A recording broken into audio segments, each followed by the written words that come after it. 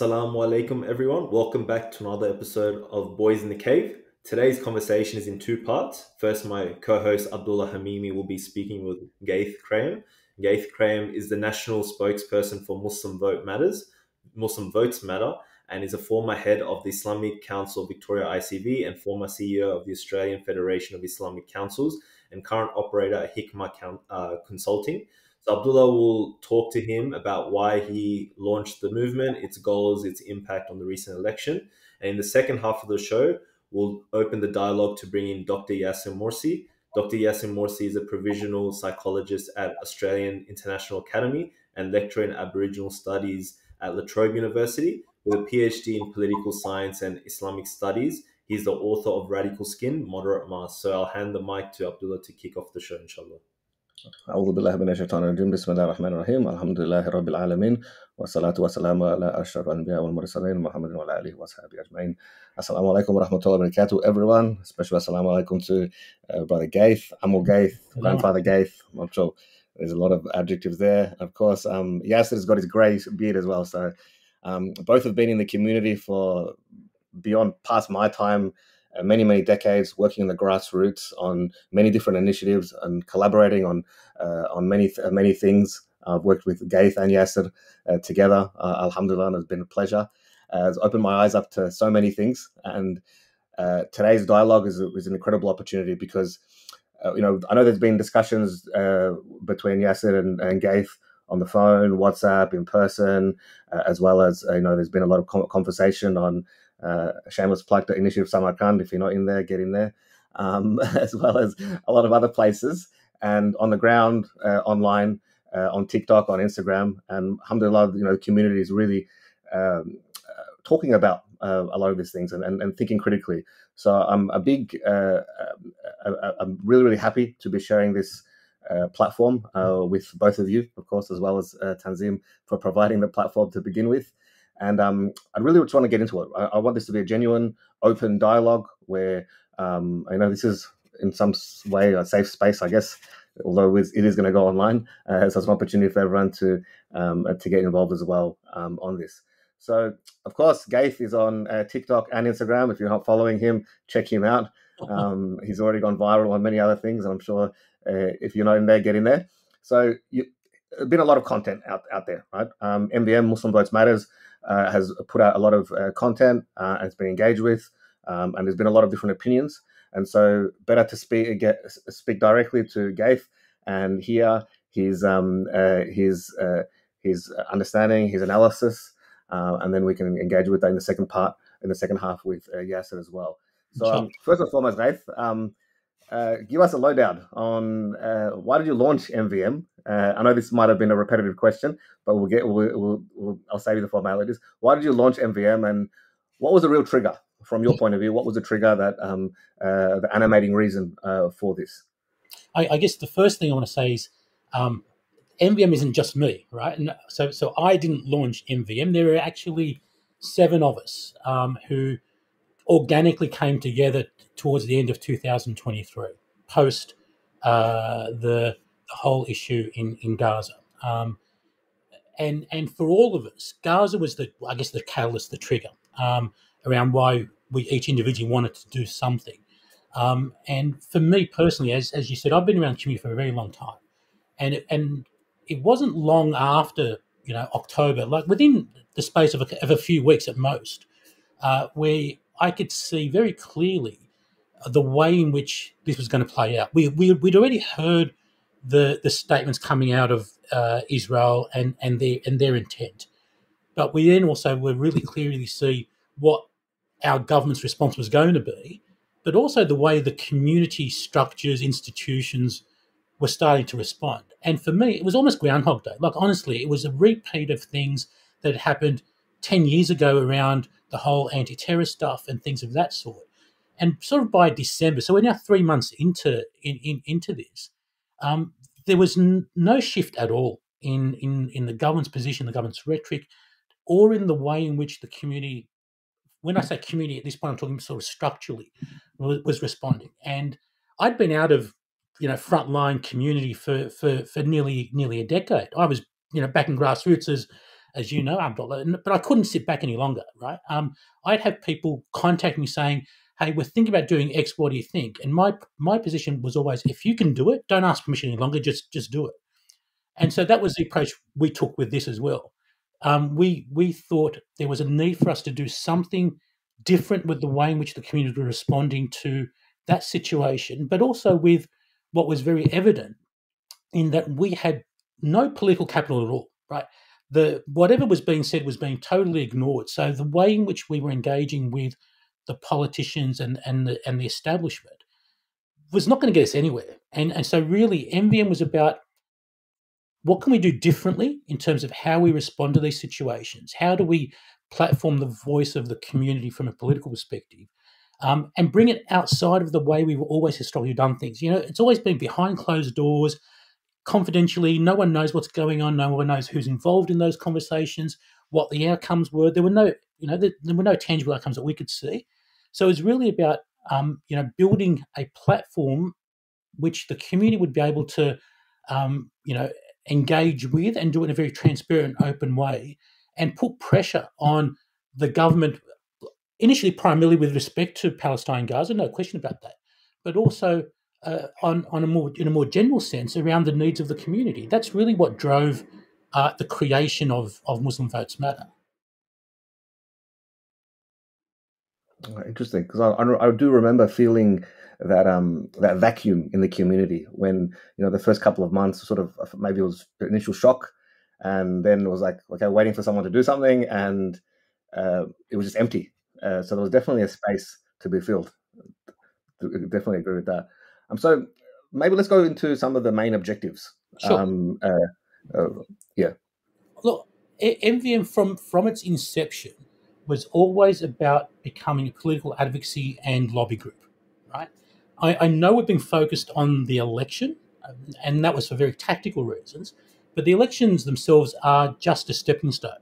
MVM was always designed from day one around ultimately becoming a political lobby and advocacy group. That's what we were really after. And it was, we're not a peak body. We're not out there to be the voice of the community. Really what we were about was making sure that we hear what the community is thinking, feeling, and wanting, and being another avenue for us to be able to express those in the right way to the right players that are out there. And there were 5 areas that we want to do that in: education, research, genuine advocacy, political advocacy, collaboration, and community engagement. They're our 5 pillars, if you like. The electioneering side of thing is really sits another level underneath that. It's one thing that we want to do to try and achieve those things, and it was just a stepping stone. I mean, to be an advocacy and a lobby group, you need to have one of 2 things. You either need to have the ability to deliver a benefit to the people that you're wanting to try and influence, or you need to be able to negatively impact them in some way. That's really what it comes down to. And for us, the elections were all about building or starting that process of building a platform that we could say, when we are advocating, there is some level of influence and impact behind us. So when we're having conversations with politicians, it's not just another community organisation. It's in the context of a community that, in an election, demonstrated its ability, willingness as well, to actually strategically impact those outcomes. So that's where the elections sort of fit for us. But really, it was about becoming an advocacy and lobby group. That's fundamentally what we're about.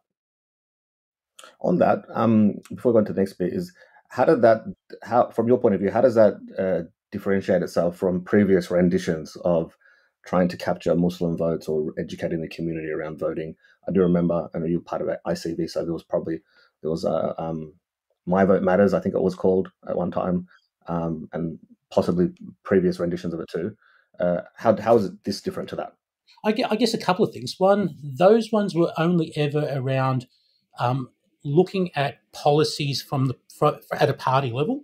So it was just essentially providing scorecards around policy things of that nature. I'm not aware, I might be mistaken, but I'm not aware of anything in our history, certainly not in my time, where we were actively engaging on the ground in an election, right? Or where we were independently and objectively assessing candidates and endorsing specific candidates. I don't think that's happened. I think that's different. So that part of it is definitely different. In terms of general advocacy, we've had organisations that play a bit of that role. Certainly our peak bodies sort of try to play that. More recently, we've had Amman play that role a little bit, but very much from a legislative process rather than an on-the-ground grassroots political sort of aspect, which is what we were trying to do. We were trying to mobilise the on-the-ground communities so that we would be able to demonstrate that the community, when it chose to, had the ability of strategically impacting things and getting an outcome. That's, I guess, for me, that was sort of the fundamental difference. Okay. And you mentioned two things before about, and that stood out to me, was advocacy and a lobby group. Yeah. What stage are we in at the moment? Is it advocacy pre-election, lobby group after election, or they work together? How would you describe that? Oh no! What does a lobby group mean? A little bit more, if you can give a bit more detail about that. Look, for me, they're just two words which are synonymous for the same thing. It's essentially a movement which has a means to understand what the needs of the community are, and can advocate and lobby for those needs in one way or another. We were partly in that space. So one thing that we've done, which I don't think it has been done before, was we wrote to all the main political parties, so the ALP, the LNP, the Greens, Australia's Voice, the Australian Democrats, like a whole range of them, with 5 policy priority areas. And we said, this is what we are focused on for the moment. We want a response from you. And we made that public, and we made their responses public. So in that sense, that's the advocacy piece. We haven't started the lobbying per se as yet. That's where we will sort of evolve into. But that was really laying, I guess, the start of that foundation around, the advocacy side of things. What we've also started doing now is having conversations with organisations on the ground who've approached us to say, we've got elections coming up, state elections, whatever the case may be, and we've been trying to do X, Y, Z. We haven't had much luck. Can you support us to do that? Right. So we actually see our role as supporting organisations who have been trying to engage with, government or whoever it might be around getting some higher level outcomes and helping them do that respect. That's sort of the advocacy and lobbying aspect of it as well, which we'll move into. Okay, that makes sense. Right. So you mentioned that previously one of the original objectives, or triggers at least, were Gaza, and of course that was a rallying cry that a lot of people, very, very, passionate communities, very passionate about it, and it's something that could really mobilize a lot of people. And one criticism was, or has been, is that it sort of started as Gaza, and then sort of the objectives, or some of the objectives, even some of the things that you described earlier, sort of changed over time or have evolved as the election drew nearer. How would you respond to that sort of criticism? Our objectives did not change at all in any sense. I guess it might look that way to anybody who's only been sort of coming in and out of what we've been doing. From day one, our objective was exactly what I've just said it was. And in January of 2024, it was a group of us sitting in a room with butcher paper and post-it notes, and they were exactly the objectives that we came up with. Where people sometimes, in terms of the way I look at things, where people sort of, get lost a little bit is understand the difference between your objectives, your strategies, and then your tactics, right? Tactics absolutely evolve, and they have to change. You've got to respond tactically to the evolving on-the-ground situation. And we absolutely did. There's no question about that, right? We absolutely changed our tactics. As an example, the whole hung parliament piece, right?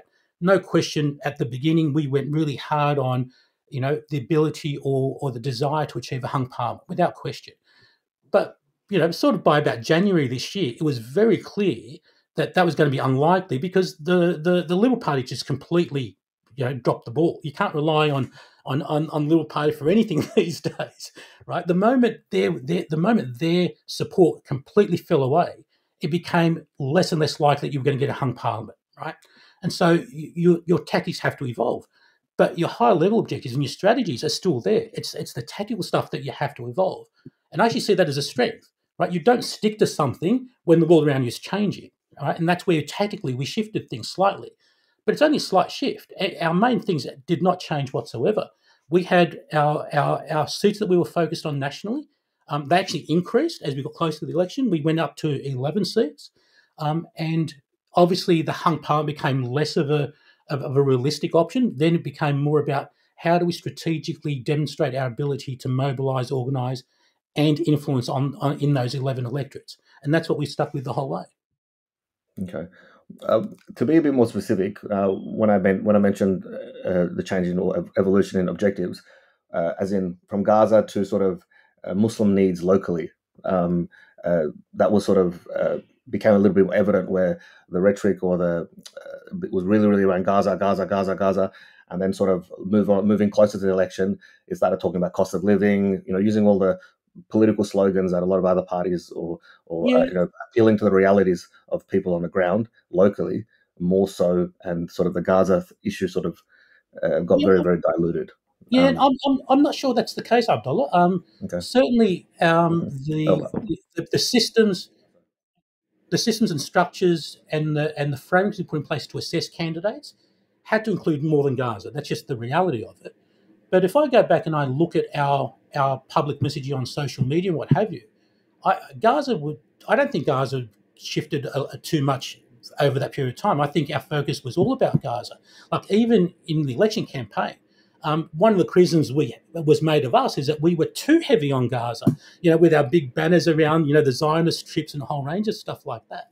So I don't think we changed too much around that. I think we had to change some of the messaging, because the reality was the community, once we got down to the hard edge around the how to vote cards, needed to see that very transparently all of the different things that we were assessing people on, and we can't just assess people on the one issue. We had to have the more broader issue. So that was really the only way, or the only sense where the other things came into it, when we put out our questionnaire with the 15 issues that we were assessing candidates on, and the messaging around that was probably the only piece where the messaging shifted, I think.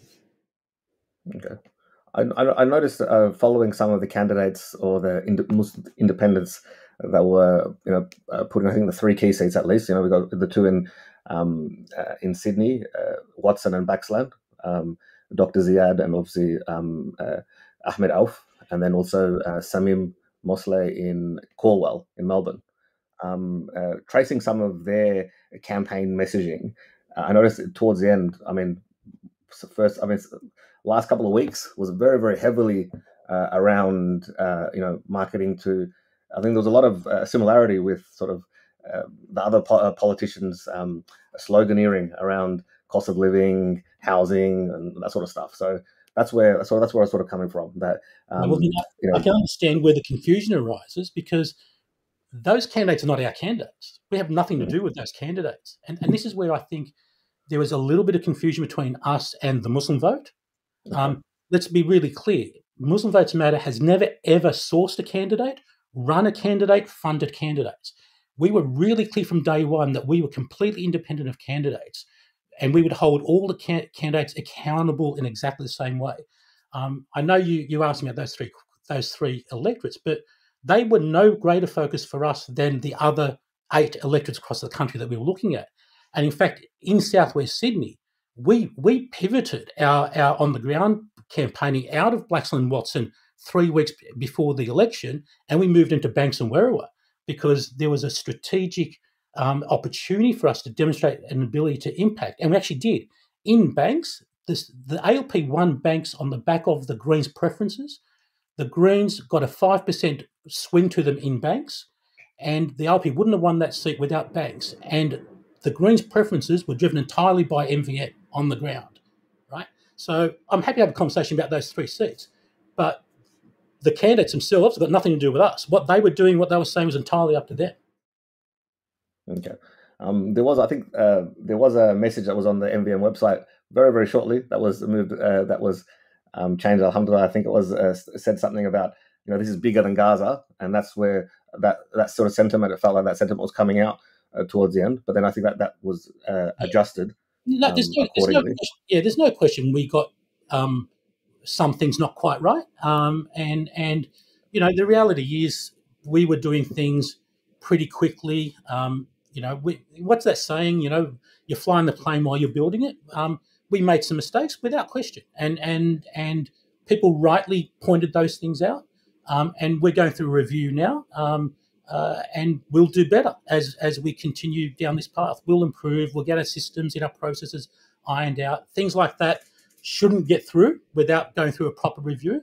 It did, though, and so we absolutely accept the criticisms we got for that particular one. Okay.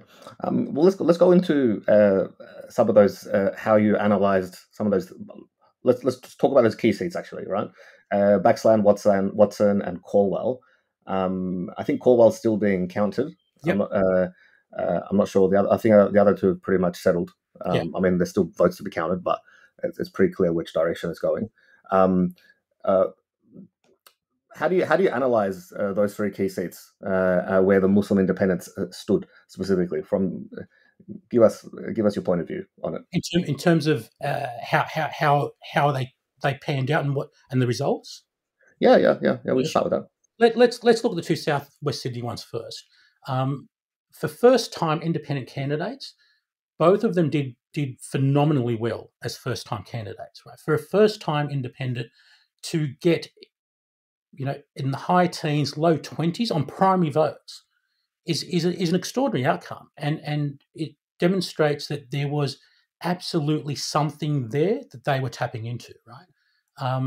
And the reality is, in both of those seats, the Liberal Party preferenced the Labor Party, and so the moment that happened, it was going to be really hard for either Ziad or Ahmed to win those seats, because without those preferences, it was going to be hard for them. But what they've really done is, and people get caught up in the final two-party preferred count, right? So in both of those seats, the final two-party preferred looks something like 60-40 or thereabouts. And people say, well, that's a huge margin. But the reality is, under our system, every vote ends up with the last two people, right? So it's always going to have this sort of spread. But when you look at the primary vote, for them to take 15-20% primary vote, they only need maybe another 5 or 10% to be in real contention when it comes to preferences. So they've set themselves up really well for next time around. I've got no doubt the Labor Party is worried about those two seats now, even though they look on paper still very safe. Caldwell is another thing altogether. The Labor Party took a 15% hit on its primary vote in Caldwell. Still undecided. It'll be another week or so before that's finalised. I think the Labor Party will win it on preferences at the end. But again, Caldwell's going to be a marginal seat. Wills was the other Melbourne seat, was very similar. The Labor Party took a hit of about 8% on primary votes. Peter Cleland only just held on to Wills by, in the end, maybe 2,000 votes. So you've got 4 seats there, which are absolutely now marginal seats. That's a good outcome for us as a community. That's a good outcome. What does that break it up a little bit? What does that tell us about? Because this whole strategy is, or part of it's underpinned by the Muslim bloc, right? What does that tell us, from your point of view, at least, about the existence of a Muslim bloc? I know we use those phrases, right? And we've got to distinguish between, the marketing social media language and what we mean by them, right? So when we talk about a Muslim bloc, we're not talking about every single Muslim voting in a particular way, right? And nobody ever thought that was the case. And I'll give you an example how my own thinking around that shifted. What we're talking about is a significant enough number of Muslims in those seats voting strategically in a similar way. And all 4 seats actually demonstrated that. For you to get 15, 20% in those Southwest Sydney seats, from which are extremely historically safe Labor seats, says there was a significant portion of the community that took on the message and came on board. For us to do what we did as a community, when I'm talking about here, not us as a movement, but as a community, in Wills and in Corwell, same thing. There was an identifiably significant number of Muslims who picked up the message and came on board. Right. In terms of the bloc itself, in my mind, anecdotally, if I ask the question, what percentage of our community voted Labor at the last election? In my mind, I was always thinking sort of 80, 85%, right? And I reckon if I asked both you and Yassir, you'd come up with probably a similar figure. But when we started doing our polls of the community and we got this consistent message coming through, at the last election, only about 60% of the people who responded to our polls said they voted for the Labor Party last election. So this shift away from the main parties had already started. What did that mean in terms of us? So suddenly the bloc, if we're talking about, isn't what we thought it was, right? So if you've got 10,000 Muslims in an electorate, and 85% of them voted Labor last time, and you're trying to shift votes away from Labor, you're thinking, well, I've got 8,500 votes there potentially that I could access. Suddenly, if only 60% voted Labor last time, you're actually down to 60%, right? So your block's already shrunk because you don't have access to the others because they didn't vote Labor last time anyway.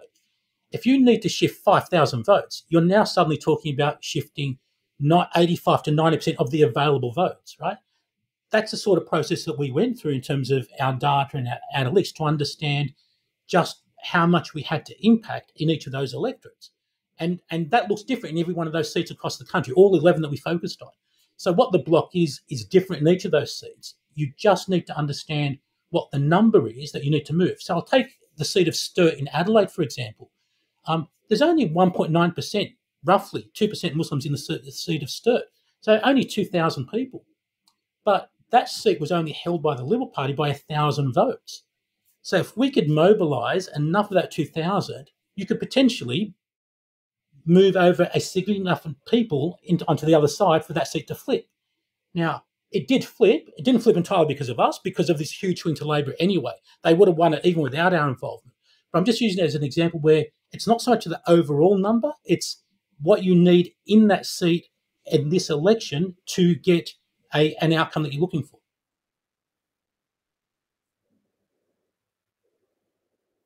Okay. Well, how did you? And let's wrap this section up with this last query. What impact do you think Palestine had with the election in total? Right, because we had there was expectations that this was going to be such a dividing line. From purely morals, ethicals, principles for just the entire population, right? And how did that really pan out? Was that enough to get people over to to the other side, or do you think that the voting numbers and the way that the Labor won the election in the way that it did sort of vindicates its position or policy on Gaza? If you look at the overall result, then you've got to say it didn't influence in any real way, in any real sense. When you look at the big picture, but when you look at the areas that we were active in, I think it absolutely counted in those seats that we were targeting. It absolutely was in play. The support for the Greens and the independents that we endorsed in every one of those seats. We got a higher percentage swing to our endorsed candidates in those seats that we were active in than in the ones where we weren't active. And given that Gaza and Palestine was a fundamental part of our messaging, I would say it actually did. It absolutely resonated with the people in those seats that we were focusing on. What does it mean about the whole country? I don't think it gives us anything real new. I mean, if the majority of Australians supported our position on Gaza and Palestine, then the government's position would have changed ages ago on Gaza and Palestine. So I don't think it lends any more in terms of that sense. It just reinforces where holistically, what the country stands for is still very problematic when it comes to these issues. people. So it's not taken as some sort of referendum on Gaza. And I don't think so. No. No. Sure. Okay. Well, that gives us a really good sort of foundation to have a sort of a deeper conversation, because that's a really good introduction to some basic concepts. We're going to go and pray very, very soon. It's Asr time. So very, very short break. You guys aren't going to feel it because, this video is going to be uploaded. But we'll go to Asr and we'll come back and we'll introduce Yassir, Dr. Yassir, and continue the conversation, inshallah. Inshallah. Alhamdulillah, we're back. Now, the second section of this conversation is probably is what you've been waiting for, really. Ghaith has probably told us everything that we already know, alhamdulillah, but thank you for the analysis nonetheless. And so introducing Dr. Yassir Morsi, as we introduced before, so you know who he is. If you don't, he works in the grassroots. He's a provisional psychologist, AIA, if I believe it, if I got that correctly. And, you know, been on the ground for a very, very long time as well as Ghaith. So there's been a lot of discussions that's gone back and forth around understandings, criticisms, and so I'll just pass this on to Yassir, open us up. He's been, of course, avidly listening to the section by Ghaith, and I'll let him sort of frame the conversation moving forward. I'm here. I'm listening to ask and prod and poke here and there, and let's keep this nice and free flowing. And I think this will be a really, really productive conversation, inshallah. So Yassir, let me know your thoughts. Yeah. Okay, firstly, assalamu alaikum to you all and to the listeners, and a warm welcome and congratulations to Ghaith for what has been, I think, a quite stunning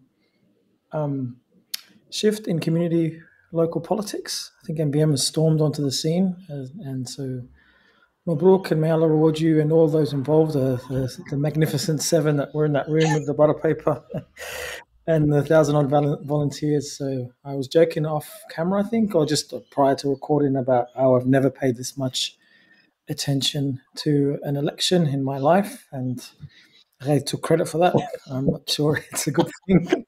But yeah, and I now want a signed orange vest, MVM volunteer vest. It's on the way, inshallah. I can remember these things. I do want to frame something important. Like I mean, it's unfortunate, and it is what it is. Community politics is, by and large, this way. I have sometimes been, and maybe no fault of my own, it is what it is. Been seen as a critic of MVM. I'm more of a critic of the limitations of Australian democracy when it comes to particular types of politics, and that, therefore, by extension, I have questions around MVM, TMZ, and prior to them, any movement or mobility through electoral politics that sometimes overstretches what can be done for both community and global politics. But so that's where I come from. It's not so much as I don't hope not. I don't think so. Yassir v. Ghaith and so forth. We've had plenty of phone calls and conversations there and abouts, and yeah, look, I remain confused by a lot of things and I appreciate what voting can do. But Ghaith, in the first section, mashallah, clarified a few things.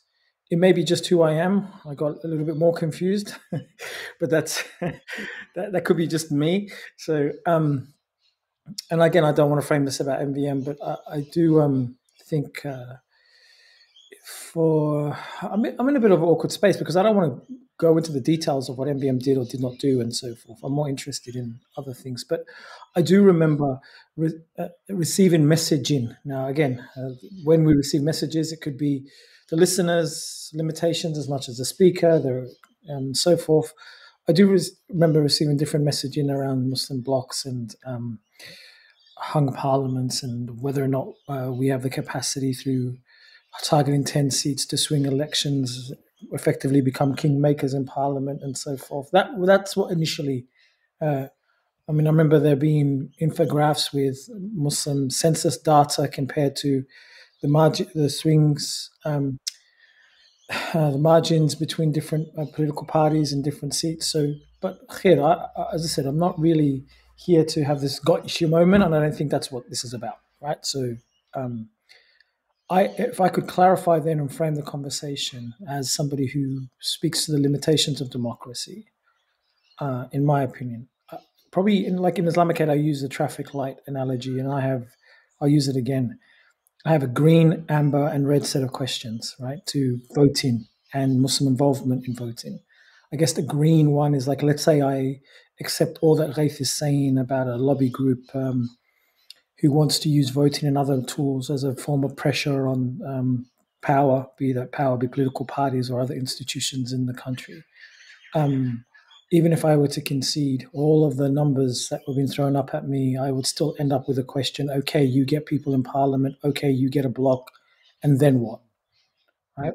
So even if I was to concede all of this and concede the idea that there is a bloc or a capacity of a bloc or a lobby group, I just don't think the way Australia as a state, both domestically or globally, can be pressured to give things that I believe would probably be not just in the interest of a Muslim minority, but a Muslim globally, but also a global South, because a lot of my politics is about the oppression done in our names as citizens, right? So not just I am the victim as a Muslim, no, I'm a beneficiary as a citizen of the first world, as well as being on indigenous land.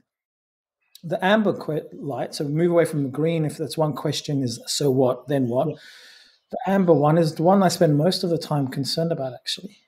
And that is, I know Ghaith spoke about there's a difference between the marketing and the messaging and the thinking and the tactic and the strategy, but honestly, I'm really keen on looking at how Muslims speak about politics. It's a big part of what I do. Like I'm keen on how we imagine it, what our imaginations are, what the limitations of our imaginations are, what the horizons of our possibilities are through the way we speak. And I thought, and Ghaith kind of mentioned this, I thought some of the marketing or discourse was just needed to slow down. And that's what amber is for me. We just slow down a little bit, right? Because at one point I thought we were normalising, celebrating even, legitimizing liberal democracy as political institutions that create mobilisation, self-correction, and are capable of doing the things that MVM, TMZ, and others say, which is represent the interests of minorities. And the fact that Gaza or Palestine was incorporated into that conversation took a step further, that they're capable of, there was talk about piecemeal, bit by bit, incremental, that democracies are capable of doing that. So one of the risks for me was us naturalizing a political system that has done nothing but harm Muslims globally for close to a century, right? And so the language was as important, whether this is the intention of the people behind it. I'm like, well, we've created a discourse that's normalized democracy. And again, I'm not here to say democracy is good or bad. I'm here to interpret it and read it within its historical realities, not just its textbook versions. And then the red light critic, this is where so often I get placed in, and because I'm viewed as some type of... You're the radical. Purist radical who wants to I don't get involved in the theological debates about whether democracy is shirk or haram. I leave that up to others. It's not my forte. I listen intently. I do think they're legitimate political positions, as many others are. I also think informal voting is a legitimate position. So I'm, the red arguments for me are whether or not we are actually, and this sounds difficult for me to say, and I don't mean to question anybody's intentions. The red arguments are the stop arguments, and whether or not we are harming potential political consciousness and awareness around Gaza and Palestine. Whether we detracted, whether we diluted, whether we tamed Muslim anger and rage, whether we tamed the countries and rechanneled it into a system that is designed to dissipate it into formal politics. That is whether or not we're in the service of empire. And I understand what Ghaith says about the distinction between MVM and the candidates, but it was hurtful to me, just me. I don't mean to impose this on anybody, to hear people who truly, deeply care about Palestine talk about housing crisis. I couldn't get around that. I felt like I understand it's a strategy. I understand you have to be eligible. I understand, quote unquote, to be a participant. But in this moment, when we have seen the level of horror that comes out of Gaza, I felt like our language and moral clarity needed to be clear and loud. And I think the discussion of democracy and secularizing our rage and speaking in civic language diluted that solidarity. Those are my criticism. Doesn't mean that in and of themselves that we can't do things concurrently or other people do some things and so forth. Those are the things that landed with me. And look, to be honest, I didn't realize how many people didn't like democracy either. Right? So a lot of voices gravitated around some of the conversations I was holding. And I might close on this point. Sorry for overspeaking, but yeah, the community is quite fractured around the role of what our place should be in the country. And I think that should be the first conversation, who we are. And I'd like to frame it as that, who we are as Muslim Australians, right? Who we are as Muslims in Australia, who we are as Australian Muslims, frame it any way you want, and what we can and cannot do politically. And that for me is the far more important question, other than who MVM is, who TMZ is, or whoever anyone else involved in the political role of formal electoral politics. So green, amber, red, that's the summary. Green, let's say I go along with all of you, then what? Sure. What happens if we get, amber, let's pause a little bit to think about the language and the messaging. And red, is there a danger that we're normalising, let's say, the indifference towards Gaza and Palestine? I think, just listening to what you were saying there, Yassir, I think your green and your red, there's a connection for me between both your green and red question. And on the green question, and again, this is, I think, where there might be some confusion about certainly what we were out to do. This idea of, well, all right, you get these people into Parliament, then what? Really, what are they going to do? I actually agree with you, right? And that's why we, at no point did we ever want to go down the path of running candidates. From my perspective, I actually don't care who the candidates are. It was more about mobilising the community to ask the right questions, and in any particular seat, just make the best option based on who that person is, regardless of whether they're Muslim, non-Muslim, regardless of whether they're independent or belong to a party. It was more about how do we take the community on this and get the community to look at this critically, rather than vote for this person. It's a Muslim candidate, he's our candidate, whatever the case may be, because we saw the reality of it. We saw what happened with Fatima Payman, put aside how long she took to speak up, but we saw what actually happens when a candidate speaks up. We campaigned against the Muslim Palestinian candidate in Cornwall because it would be completely useless us supporting him in the Labor Party when we know what's going to happen when he gets to the Parliament, right? So we didn't support him in that seat. For us, it wasn't so much about we need to get these individuals into Parliament. It was around how do we get the community to understand it needs to express its view on these issues, and it needs to hold whoever gets into Parliament accountable for the things that they say and do, regardless of who that person is. I think that's also connected to your red light, because on the red light around, are we legitimising or normalising the system, which is in fact, and then potentially putting some controls around our response with respect to Palestine and Gaza. I think there's a connection between the two there. I would hope that one thing that we have done, not when I say we, I don't mean MVM, I mean collectively as a community in the last 12 months, is break away a little bit this notion that you just have to accept what government does or what politicians do. Certainly, it was one of our aims was to break away from this notion that, I hate these lines around accepting, the devil you know and the devil you don't know, the worst of two evils, that sort of stuff. I fundamentally hate those lines. At some point, we as a community have to stand up, have to know what our principles are and stand up for those principles regardless. And Gaza and Palestine is for me the most horrific example of that. I've said so many times, if this isn't the point that you actually stand up and make a principled stance on something, then whenever will we as a community do that, right? For those people who were still advocating that we support the Labor Party because they're better than the Liberal Party, well, sorry, they're the ones who at a practical level, there's very little difference between the two.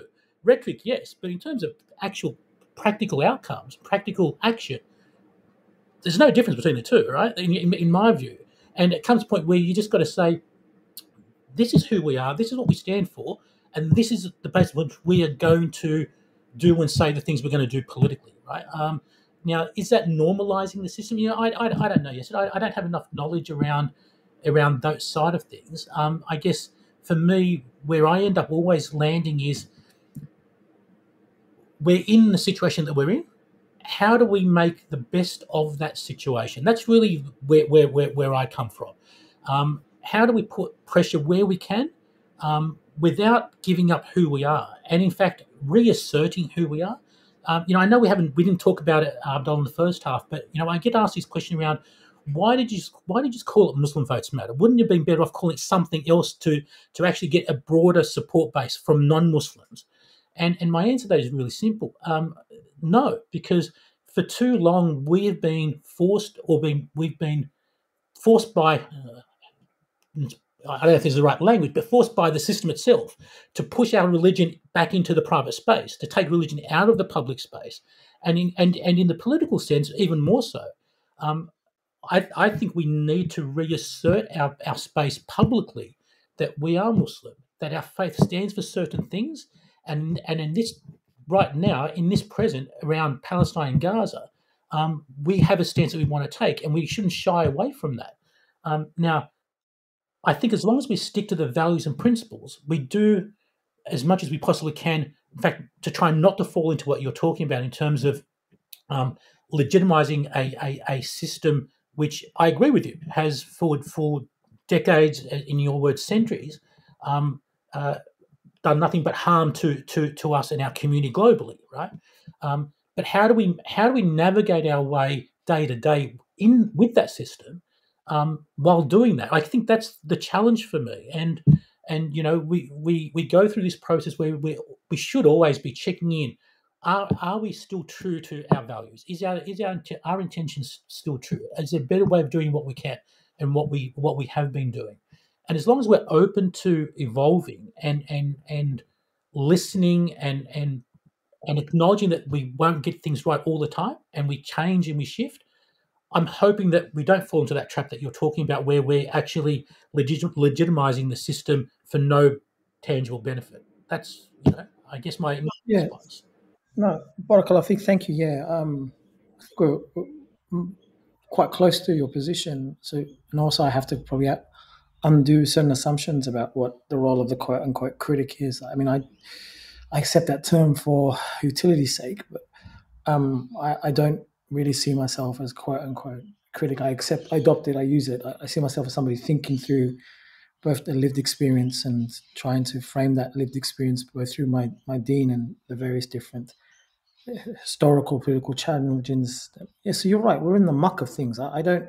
There's this idea that I'm trying to exit, and it's never been me. In fact, I carry a significant amount of recognition, if not guilt, about the fact that I'm a first world citizen Muslim who lives in a very privileged way. So it's not that I want to exit the system. I want to take responsibility for my place within it. Right? Yeah. That's a different set. I'm not after purity politics of trying to hold strong and just be anti-democratic for the sake of it or anti-liberal for the sake of it. That's, again, not the point. So often, and I don't think you do this, but often in our community conversations, there's this false binary between the pragmatist and the activist, or the thinker and the doer. And I don't. At least we think while we do, like you said, we evolve, right? And we are activists through our pragmatism, right? It's not, I don't believe in these camps, but my role is not to just observe and wait and watch. I'm also in the muck of things. I was there at, the voting booths. I went to visit Samim multiple times, gave him a hard time, tried to steal his hat and all the rest. I'm part of my community. I'm in multiple WhatsApp groups and to the detriment of my health. So yeah, that participation is always part of it, and belonging. And to answer one of your questions, I believe these forms of public pedagogy, when we are contesting, speaking, talking, debating, disputing, is part of that evolution, right? we learnt about racism and colonialism and all the rest and all the bad things, not because the state provided it for us, right? It's because people spoke from below. People created a critical consciousness of their experiences and said, that's not how I view democracy, right? So the naturalizing and normalizing part is really maybe the speed upon which MVM was successful, because a lot of people started saying things that I was like, slow down a little bit. That's not the way it's worked in the past. How do you know it's going to work like that in the future, right? Which meant, like, go back to the so what question, whether we think a member of parliament is so what they're there, but so what we influence other members of parliament. Like, I don't believe parliament in and of itself as an institution is what a lot of people think it is, right? I'm asking that question.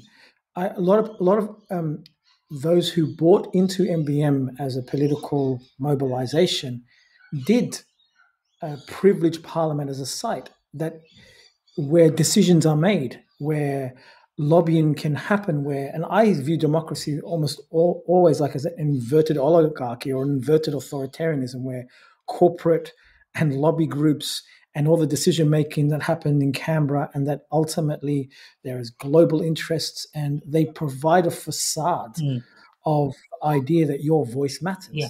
Now, I could be wrong. I'm not saying believe me, right?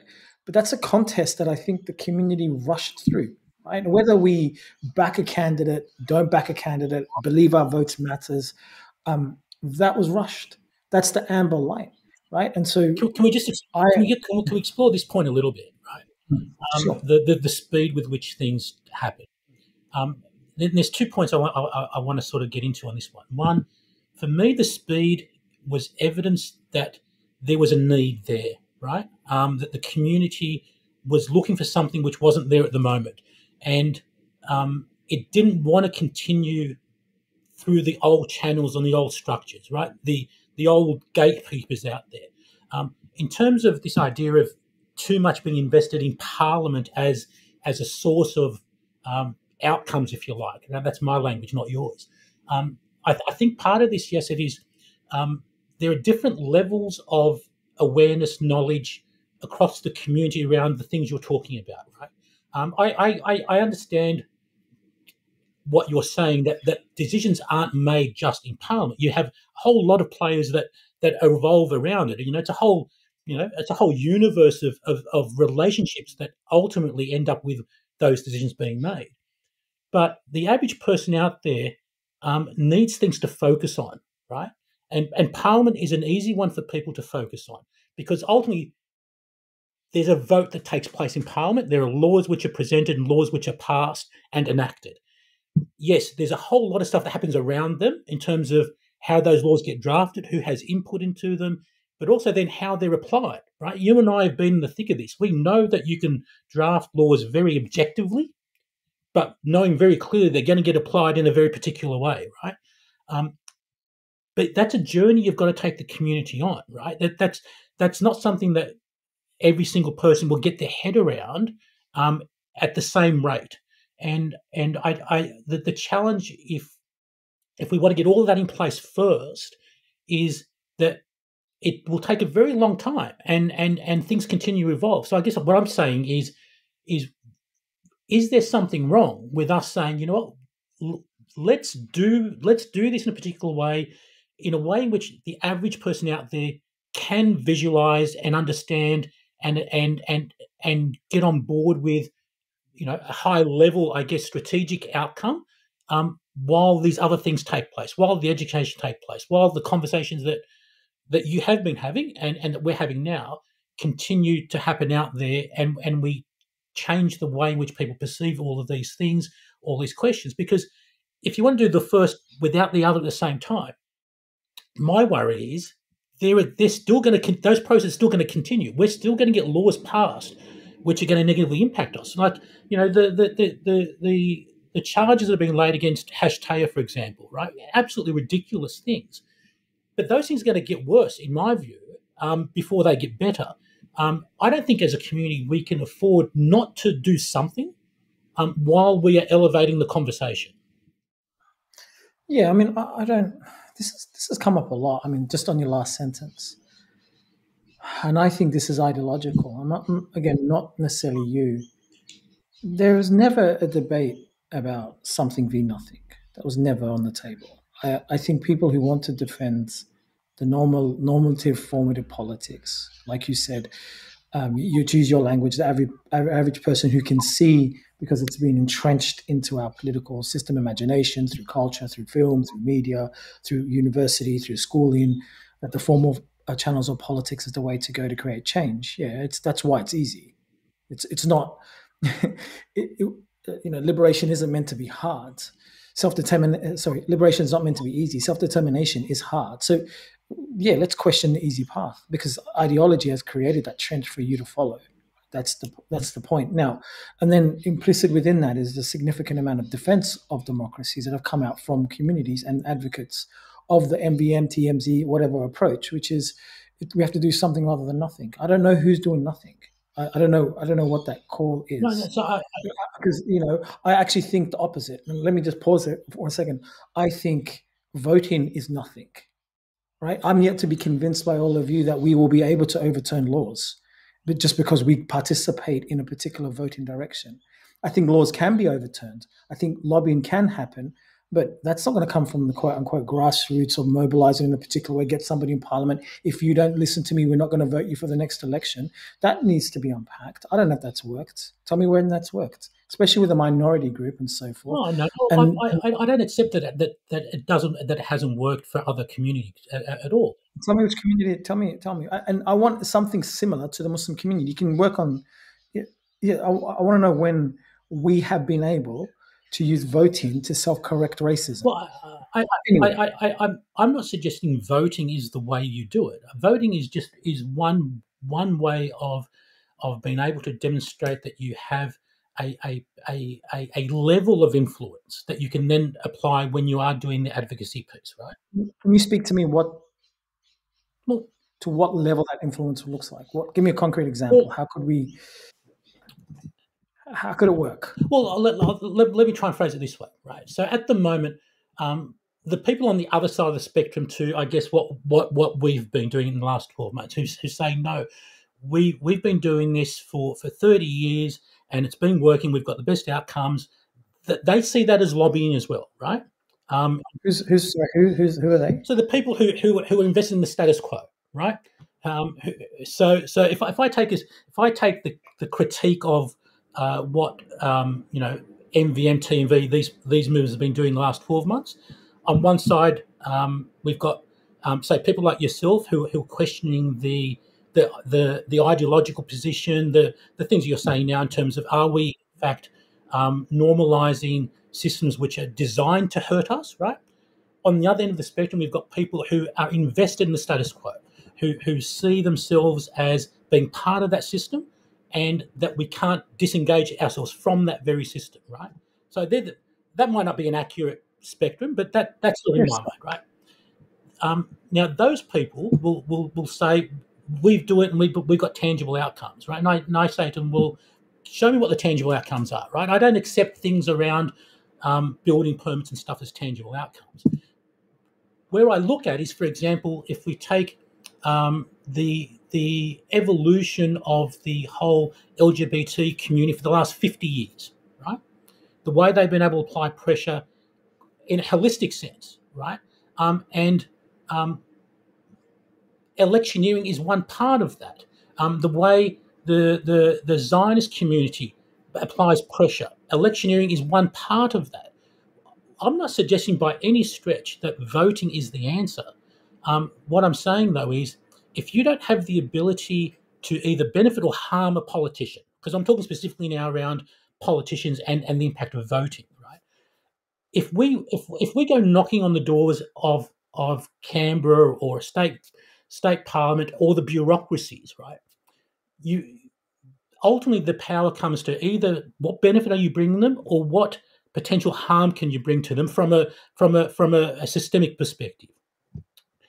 So what harm can we as a community bring politicians? Yeah, so this is where I'm going to, right? So if we have the ability to unseat a politician, right?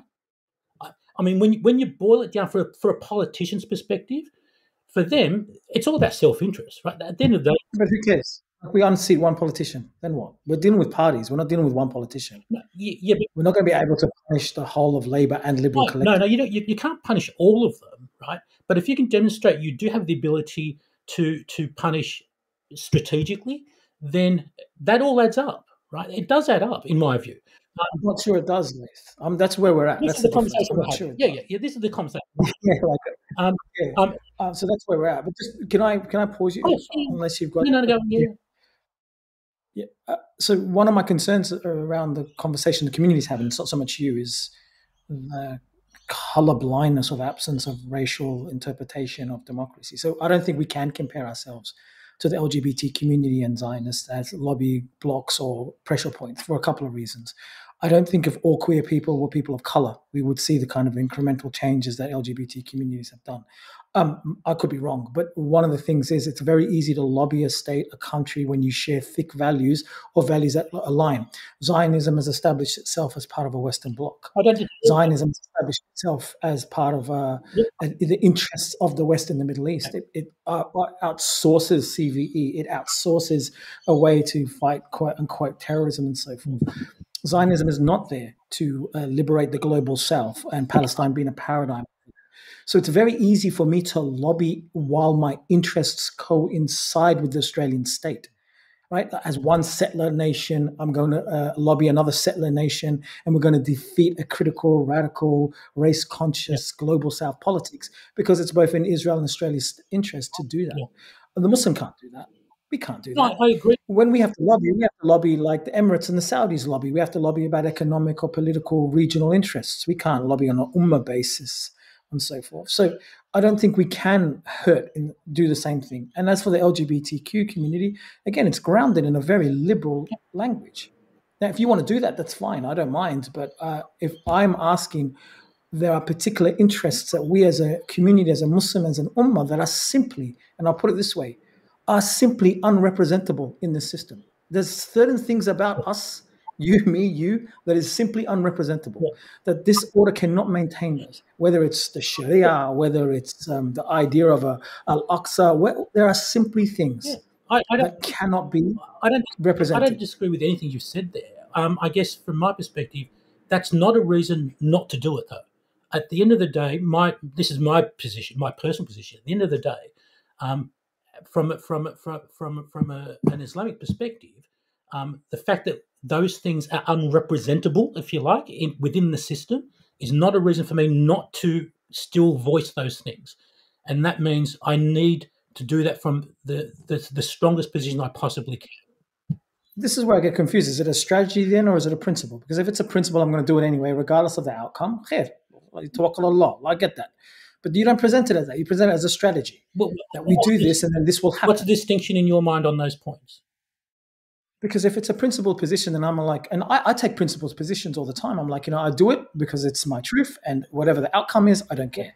Right? Yeah. It's not in my hand. Victory is not from me, it's from God. Right? I say my truth with khalas. Right? I respect that. I respect that all the time. But sometimes it could be the way I hear it. The marketing is we do this, then we do that, and then this will happen, and the possibility of this comes out. And I'm like, well, that's where you lose me. It's not a strategy. And I couldn't, for the life of me, not talking about MVM, TMZ, for example, I could never figure out if they're taking a principled position or they're taking a strategic position. Like, I can't, that's for me, like a principled position is I will not vote for anyone that normalized genocide. Right? Yeah. That's a principled position. I don't care about the outcome. I can't do it consciously. Right? And then the next thing you know, we're going to, I don't know, vote for liberals to get out the Labour. And I'm like, well, that's a strategic position. Yeah. Now, if that's your position, khair, whatever. But the two aren't the same thing.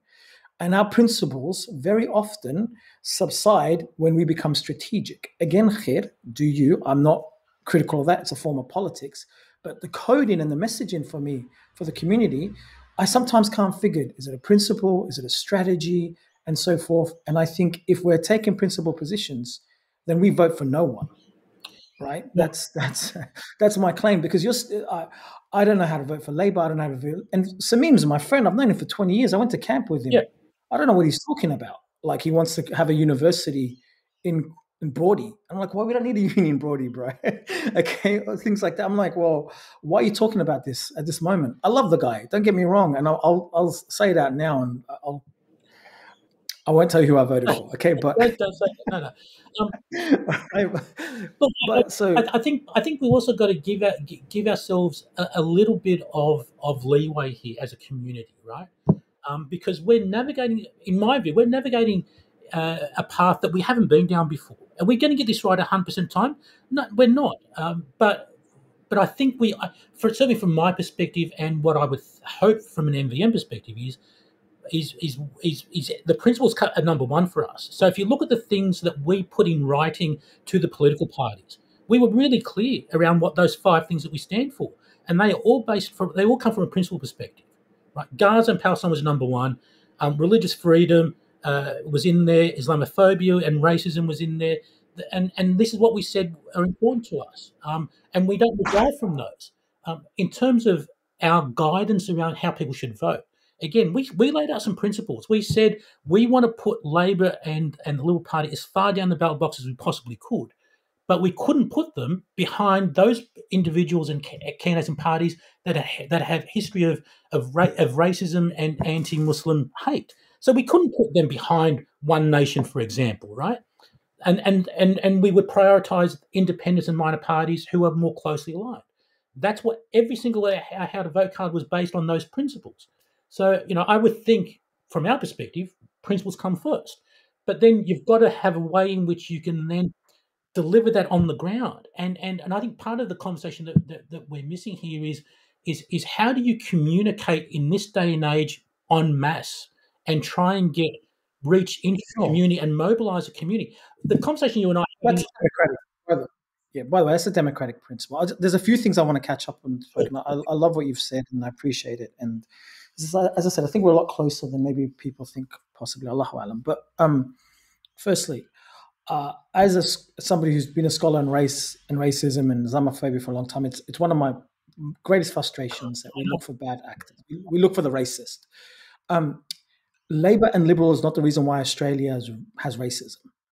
Australia as a state demands racism to function, right? Because it has to deal with Indigenous question, its borders, its locality, its population, the way it creates wealth.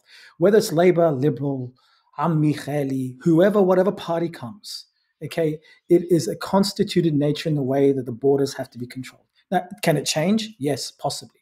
But when we highlight bad actors, Pauline Hanson, One Nation, Liberal Party, we ignore the structures that create racism. And it's not about a psychology. It's not about a bad party.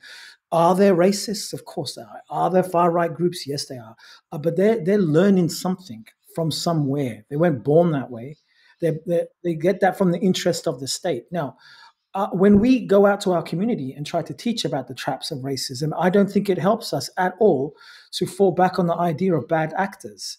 This is what Islamophobia Register does. This is what ICV does. It does not help us because those actors will be replaced. And they might be replaced with people with smiles who you take selfie with at the museum. Yeah. Racism will continue to function even without the racist. And that aspect of like, let's not vote for a racist party. My question to that is, well, what if the state and its functioning and the idea of its national logic and you deciding as a citizen to maintain your interests is part of the racial logic? Why should I, as a Muslim who's just watched 2 years of the horrible violence in Gaza, care about housing affordability? And my point to you all is the fact that I do care about that is a function of racism. Yeah. That's the function, not whether it's Sameem or it's Bassem Abdul or Kali Moore or whoever. It's the fact that we are asked to put our interests, even though we are the most privileged people on the planet. Yeah. That's the function of racism. It's not Labour or Liberal. So before we move on to the next point, let me just touch on this one. Right? Sorry, just one other point. I also think it's really, really unfair. And I promise I'll quickly, because this average Muslim comes up a lot. And I don't think it's fair to ask the average Muslim to be political. I don't know where we got this idea that it's a very democratic principle. Most Muslims have to take care of their 9-to-5 jobs, their families, their careers, their worship in between those times, right? And that's assuming their life, alhamdulillah, may Allah protect us all, is on par. Like they have no health issues, no financial issues, no emotional partnership issues. And then for me to ask, okay, I need you to have a critical political consciousness and awareness of the way politics works. Otherwise, that's not fair. No political order has ever worked that way. It's up to the 20% to take care of the 80%, right? And so for me, it's like, well, why is this whole idea I have to focus on the average Muslim? Let the average Muslim live. The real question is, why is our community leaders, who in one way or another are still waxing lyrical, yapping left, right, and center about formal politics? And if you tell me they have to learn, brother, what have they been doing for 25 years? Let me deal with the last point, and then we'll go back to the first one. I don't think you. I don't think I'm certainly not suggesting that every single person out there needs to have a level of understanding around these concepts that you do, and even I do, even though I'm significantly less in terms of the theoretical side of things. But to suggest that the person out on the street should not have a level of knowledge and understanding of the issues at all, I think is problematic, right? Just the fact that we all live day to day. Sorry? They can, but if you're building a political model dependent on it, then I think that's an unfair model. Well, I don't think we're building take care of their lives, man. I work in an Islamic school. I don't expect all the kids and all the parents and all the staff to have a political awareness and knowledge. No, but what you do need is for them to have enough of an understanding to accept the direction you want to take them. Yes, but that's not a burden on them. It's a burden on the leaders. And the only reason I brought this point up is you're saying they're still learning. And I'm like, okay, the average Australian... I agree 100%. The only is on us to give that... Yeah, absolutely. That's where we agree. I don't disagree. Right? I agree with that. We agree. The reason why I brought it up, Ghaith, is you're saying, well, the average Muslim Australian is still learning. I'm like, okay, I accept that. It's not fair for us, you or I or anyone, to suggest they shouldn't be anywhere else. I'm like, but please... Why are the leaders still learning? Bro, why are you still learning? Not you. You know what I mean? We're in violent agreement on this issue of the leaders. I said earlier, one of certainly my motivators was, in fact, to break the community away from the way the status quo and the leaders, who in reality are the gatekeepers, have been doing this. Now, have we got it right? Well, I'm listening to you, and from your perspective, no, we haven't quite got it right. But I think where the community is now to where the community would have been at the last lick in terms of how it responded to these issues, I think for me it's chalk and cheese. I think the community has shifted an enormous amount of space. And I think we know why, Ghaith. And it has nothing to do with MVM or TMZ or anything. It's because of Gaza. Sure, but this is not the first time that something like this has happened. Well, I months ago, the uniqueness of watching that type of violence and the entire nation. There's a reason why Gaza and Palestine will always be different, say, than Syria and so forth. And this has nothing to do with whether you and I as Muslims love Palestinians more than Syrians or Sudanese or anything. It's got to do with the privilege of whiteness. And because Israel's involved, and because October the 7th became a shattering moment for Western sensibilities. Let me ask you this question. If MVM, TMV didn't mobilise, none of that had happened, right? None of that had happened. Do you believe the community would have responded in a different way to what's happening, to what it has in previously? I don't believe it would have. I think we would have gone through the same cycle all over again. What's the cycle? So just to clarify, what's the cycle? I've seen. To be honest, I disagree. I've seen certain community voices say things in response to Palestine and Gaza, challenge the institutions of democracy, liberalism, and human rights in ways I've never heard before, ever. There was a trembling. There was an actual trembling. I could use one. I don't want to mention names. I heard them legitimately say things against politicians, against the Australian state, defile human rights, liberalism as a political order in ways, in the anger and the response of the inaction of Gaza that I've never seen before. Mm-hmm. There was chalk and cheese. What happened was they slowly but surely fell back into old habits. And what is the old habit? the good Muslim citizen. And They fell back into that. but sure. And the good Muslim citizen is a voter. I can't get around it. It's like, I'm going to vote, I'm going to participate, and I'm going to get rewarded for that participation. This is where I don't think you and I quite agree right now. You're suggesting that the reason why people fall back is partly, I don't know to what extent, but partly because of the approach that MVM Team V have taken, that we've given them. No, I don't think, I'm not blaming MVM for anything. No. I don't think you're the reason why it happened. I think it would have happened with or without you. I'm saying Gaza was a rap. Yeah, but that's my point. Yeah, it would have. Gaza was a rap. Would have fallen back to created. Yeah, but sorry, please. That's my point. They would have gone back to the way they always have. But I actually don't think that's going to happen now. I think there's enough momentum out there. And I'm not saying this is MVM, right? MVM is a function of this point in time, right? But I think part of that is I don't think the community will go back completely to the way it used to be, right? Just for clarifying our difference, I think voting is going back. Yeah. Okay. Yeah, that's where we're at. Whether we agree or disagree, it's. Okay. I think voting is premised, at least the way it was sold, on this is why I was so taken aback by very many people who advocated MVM, whether they're volunteers, partially aware of what you guys are doing is different. There was a lot of internalized Islamophobia and blaming Muslims need to wake up. You need to do more. We've been quiet for so long, stuff like that, which creates this kind of narrative that our lack of participation is the result of where we're at. And so there is an ongoing liberal fiction that we've inherited for 25 years, whether it was interfaith dialogue, whether it was, iftars, and that is, if we're visible, if we participate, the system will reward us. I'm like, okay. Yeah. Show me. No, but see, I'm like, Parliament is the same thing. Show me visibility equals liberation, because I can make an argument. Visibility equals more racism. I could make that argument. I'm not saying it's a causal effect. I'm saying visibility is as likely and participation is as likely to give you more violence as it is to relieve violence. But a lot of MVM type supporters made the argument, and this is the entrenched ideological view, that if we participate in the system, we'll be rewarded. Yeah. And I'm like, well, prove it. I don't know if that was the point they're making, right? From my perspective, we're not suggesting that we be more visible, more participatory. I think we already are, right? We just did it in a particular way.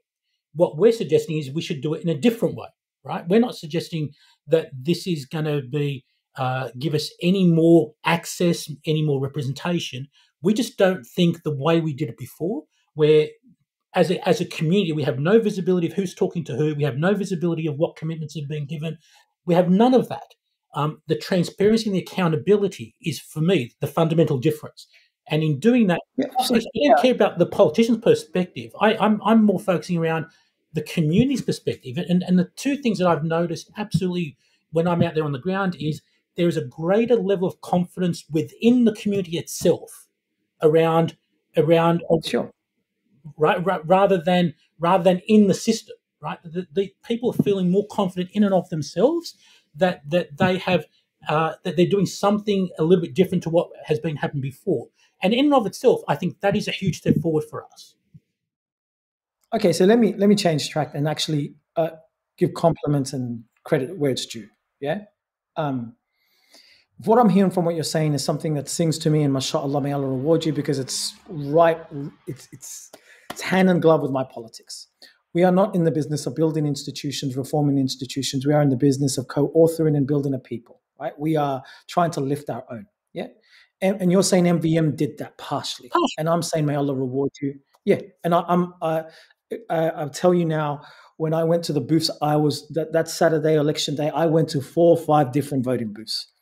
I saw Muslims come out with the vest and they feel animated, and the whole time I was making my Allah reward you, well done, mashallah. Now, whether I agree or disagree with the process of voting, like you said, now to see our community, our people want to change something, to have grit in their teeth, for their feet to hit the pavement, for their hands to knock on the door, I have nothing but admiration, pride, and respect for all of them. Yeah, irrespective of whether I think it works or not. So credit where credit's due. This avenue that you created and the like and your group created, yeah, mashallah. The only question now remains is what next, and whether or not Muslims can shift gear from the idea that voting is political mobilization to political mobilization can happen without voting. That shift, maybe you're more optimistic than me. Okay, I'm like, this is easy because it's the formal, commonsensical in the time that we politics, right? In the time that we have, I actually want to get into this one, right? In the time that we have, and this is a bit that I don't really understand fully yet in terms of your position, right? What does, from your worldview, right? What does liberation look like? So, what do you think, as a community, we should be aiming for? Yeah, I've said it a few times, over and over again, self-determination. And self-determination begins with critical public consciousness and the way we speak and understand our place, which means denaturalize. And so there's a educational aspect to it, where we speak and we talk and we recognize and we understand, and it's a process, sure, right? But ultimately, if we were to, and a lot of people want pragmatic, concretized solutions. No, I'm not talking that's what people want. Solutions. I'm talking end game. Right, if we liberate in the way you believe we should, what does that look like? What's the end game look like in terms of these structures of these institutions, in terms of our community? Yeah, so it's a self-determined position where our labor, our thought, our prayers all go rechannel back to lifting the most oppressed in the world, which so happen to be plenty of them are Muslims. Sure. I don't want to work and build a system that ultimately does not dignify my religion, my people, my cause, or the oppressed. And so, yeah, I belong to a tradition that hopes to counter the kind of normative ideas of the way the world works. Okay. Right? I don't think there's anything there that you and I would disagree on, right? In terms of that ultimate outcome. I don't think there's anything I've expressed today which would be counter to that, right? As an end game, no, right? See, it's never you. No, I understand. Right? What I mean by that, I understand, but I think it's incumbent on people like you and I, because we are seen as straddling different sides of this conversation, right? That's just the reality.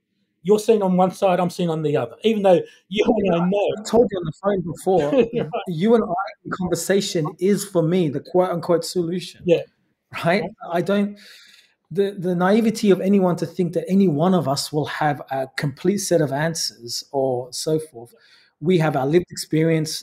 To use a round table analogy, the Mashaykh will come in with the entrustment of their divine knowledge and it's now to the Prophet, peace be upon him. There are the lawyers, there are all of this, right? But ultimately what happens is ideology gets in the way. Mm. And what I mean by that is the pull to commonsensical approaches, the gravity to do liberal ideals will deny us, I think, a lived and native language that we have experienced. Yeah. So, for example, I am not irrational for questioning democracy. I will go the other way. Those people who believe it are irrational.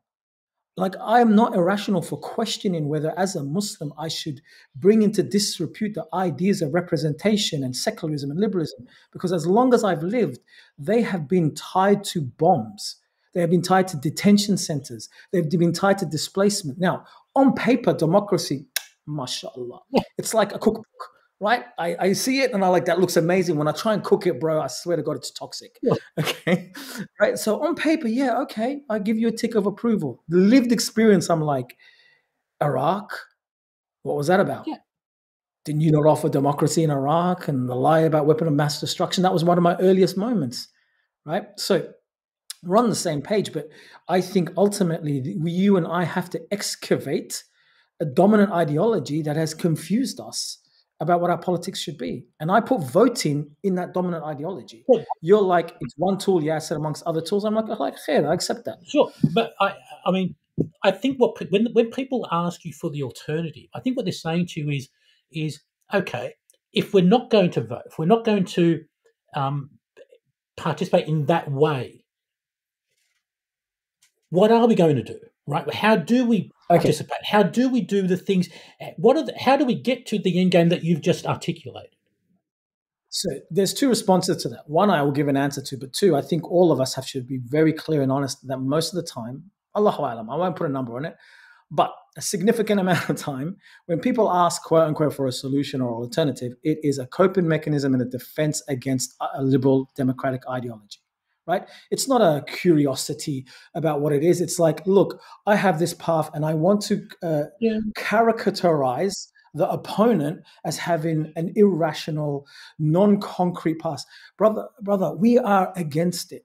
I have to imagine a sacred elsewhere that has not yet come about. So, of course, when I speak, it sounds completely like I'm impractical when somebody says, let's go vote. Of course it does, because I'm not working within the contours of what this system has demanded from me. I'm trying to go against the track, and anyone who goes against the track will ultimately sound impractical. So I will answer the question, what is the alternative? But before we do that, I don't want anyone to fall under the impression that it's a neutral question, because the critic is always, and I've lived this for 20 years, bro, and I think other people in this room, and maybe you have lived it as well. Whenever you're a critic, especially as a self-politically determined, knowledgeable, strong Muslim male figure, you are, quote unquote, a primal terrorist. And what I mean by that is, I'm not saying they see you as a terrorist. You have the attributes of the Islamophobic caricature of a terrorist. You want destruction. You're oppositional for the sake of being oppositional. You're driven by emotion. You're not rational about it. You don't want to work with other people. You're a purist. You're a fundamentalist. All of that is rubbish. So there is an ideological swamp when I get asked this question: what's your alternative? Right? And I'm in that swamp and I have to answer it. But I will, because I believe you're genuine when you ask that question. But I also want to put as an asterisk for all of us. I'll come back. Yeah, for all of us, please do not assume this question is neutral. Please don't, because this question is very, very often used as a way to silence dissent and silence a political imagination that is not given to us by colonialism. So to answer your question now, what is my alternative? I've said it. I think our biggest problem in Australia is Islamophobia, but capital I Islamophobia. And what I mean by that is, you and I, Ghaith, Allahu Alam, I can't speak to your life, but I'll speak to mine.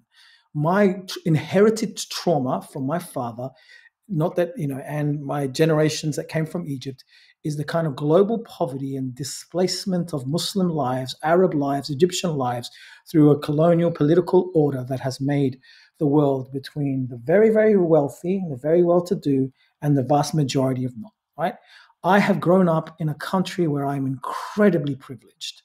I said this 20 years ago. The Iraq war that I mentioned 2 minutes ago, yes, as a Muslim, as an Arab, I could be hurt by it. But at one material level, the oil that they're trying to get, the security that they're trying to maintain, the political legitimacy of removing Saddam and all of that is for the interest of me as a citizen, Australian citizen. So there's two parts to me, the political entity of a citizen, Australian, and the Muslim Arab spiritual entity. Yeah. The world is built to reward me materially as a citizen and punish me spiritually as a Muslim Arab, right? Yeah. So then I'm like, okay, my politics has to inevitably recognize that this part citizens taken care of, really, because the system is protecting me. I see, mashallah, Muslims, they're in the first world country. They're doing all right, man. I don't know why. When I hear people get upset about small I Islamophobia, I really I don't know what you're talking about. Like, we can get into it later. And then when I look at the vast majority of the way other people live in the world, it is horrifying. It is absolutely horrifying. And Gaza showed us that. It is so bad. So my politics, therefore, as an alternative, has to be grounded in us in the first world, building a politics that ultimately works to lift those in the global south. Too much of us are like, Australia, I'm Australian, I'm Australian, I'm Australian, I'm Australian. I'm like, okay, man, all right, but you're okay. Alhamdulillah, you're okay. Seriously, you're not in the crosshairs of this violence. We confuse oppression overseas with our subjugation and indignity locally. We are not oppressed. We're not oppressed. They're oppressed. And the only reason why we're subjugated is because we are natural allies to our brothers and sisters overseas. So now to the alternative, the concrete alternative. We have to build political institutions that create both a language and an urgency within our schools, within our peak bodies, within our own Muslim economies, within our mosques, that A, makes awareness of the violence done to people overseas, and B, allows us to rechannel as a form of reparations, right? Rechannel our wealth, our privilege back to lift these Muslims and others overseas. Now, what does that look like? Right, first, at an education level, it shocks me that none of our schools teach any other politics than the one that's been given to us. All right, it shocks me that our peak bodies still talk about, being an integrated Australian citizen.